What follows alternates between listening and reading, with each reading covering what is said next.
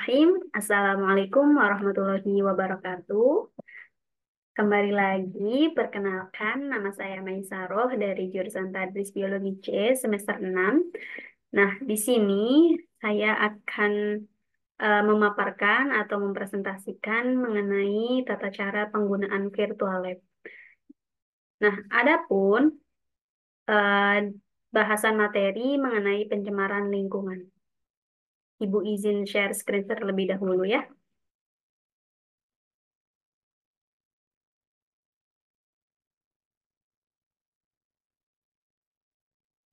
Nah,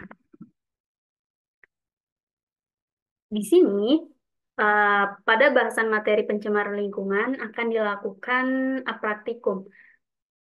Dengan kemajuannya teknologi, Ibu memanfaatkan teknologi berupa virtual lab ini untuk menunjang praktikum pada bahasan pencemaran lingkungan. Nah, untuk pertama-tama kalian masuk ke dalam Google, terus ketik virtual lab UNS.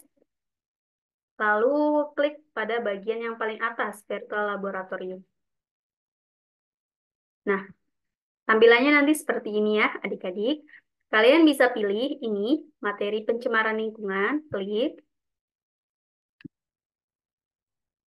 Kemudian tampilannya seperti ini. Kalian bisa geser ke bagian bawah kiri. Karena ini tuh menggunakan aplikasi, jadi kalian harus download terlebih dahulu aplikasi yang digunakan. Kalian bisa menggunakan pencemaran lingkungan SWF atau pencemaran lingkungan XEE. Salah. Karena Ibu sudah mendownloadnya. Nah, sebelum itu, Ibu juga sudah membuat LKS ya, adik-adik. Nanti kalian bisa akses LKS-nya. Ibu akan berikan linknya.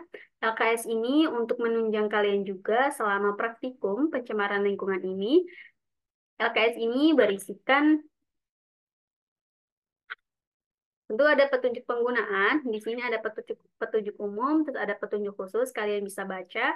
Ada capaian pembelajaran, media, metode, profil pelajar Pancasila. Kemudian ada tujuan pembelajaran. Kalian bisa baca tujuannya apa saja. Kemudian juga ada teori singkat mengenai materi yang akan kita praktikumkan, yaitu pencemaran lingkungan. Kalian bisa baca-baca terlebih dahulu. Nah, selain ada materi, di sini juga ada metodologi, alat dan bahan, serta prosedur kerja. Kalian bisa baca dan juga pahami. Ini juga ada tabel hasil pengamatan dan juga selesai nanti. Sebelum melakukan praktikum, Ibu harapkan kalian sudah membaca LKS ini dengan selesai dan juga dipahami. Jadi bukan hanya sekedar membaca, akan tetapi dipahami. Nah, lanjut. Ibu akan masuk ke aplikasinya. Nah, nanti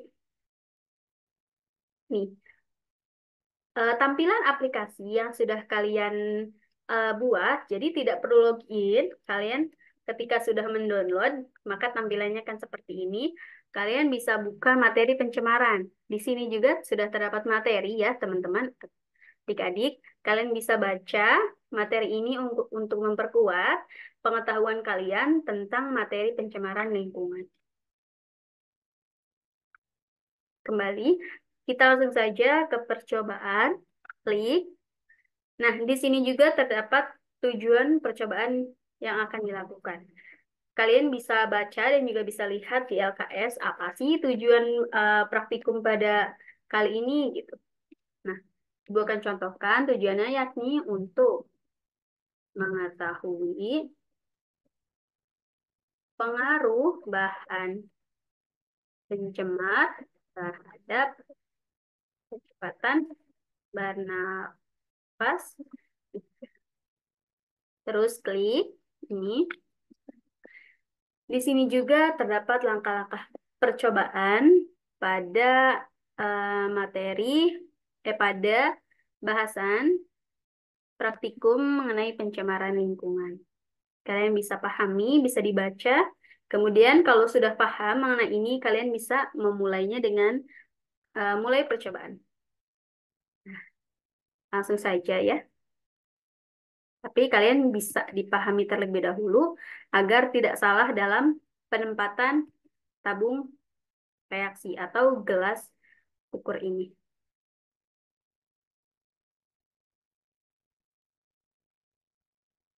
Terus klik.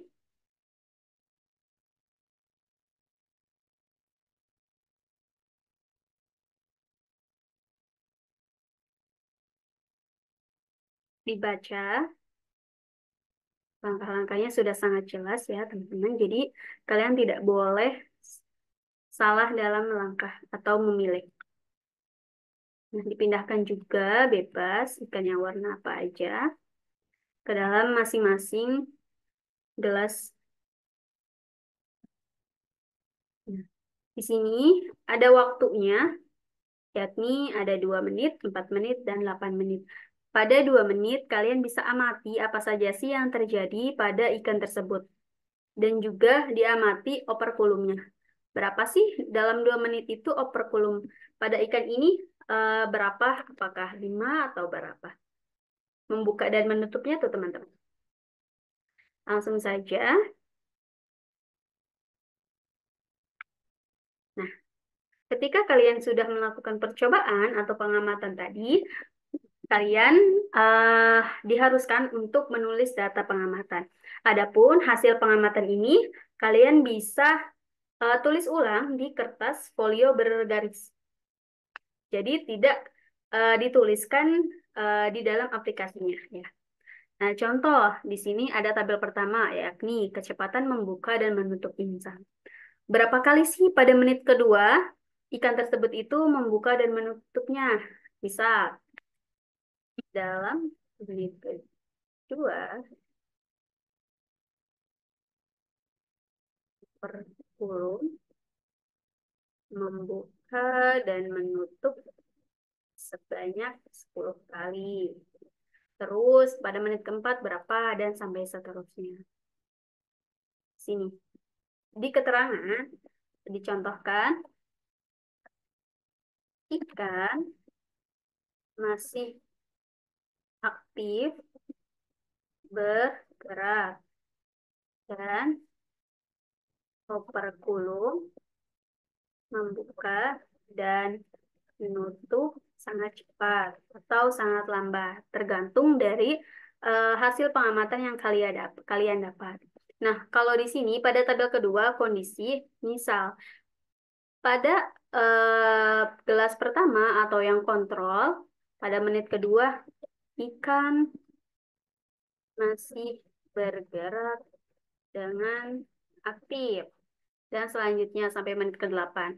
Terus misal pada ikan yang diberi perlakuan 2 sendok deterjen.